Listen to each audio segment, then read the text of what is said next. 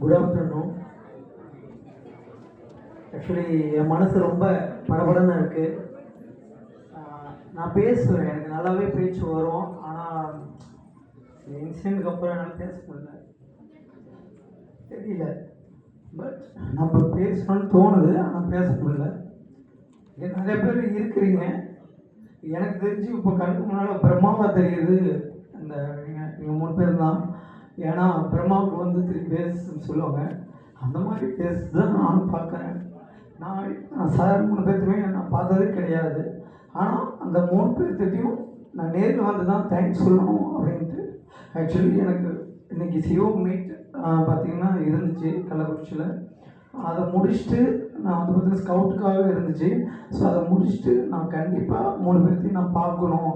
கடைசியில் அவங்க 3 பேர்த்தையும் பார்த்துட்டு ஆசீர்வாதம் வாங்கிட்டு போகணுன்னு தான் நான் இங்கே வந்தேனே. மெயினாக இந்த இடத்துல நான் ஒருத்தர் சொல்லணும் தேங்க்ஸ்னால் எங்கள் அப்பா தான் எனக்கு எல்லாமே. அவர்னா எனக்கு ரொம்ப பிடிக்கும். அவர் இப்போ என் கூட இல்லை. நான் ஜட்ஜ்ட்டு என் தம்பி என் பையன் வேலை வாங்கிட்டான் அப்படின்னு அவர் ரொம்ப சந்தோஷமாக தட்டிகிட்டு இருந்தார்.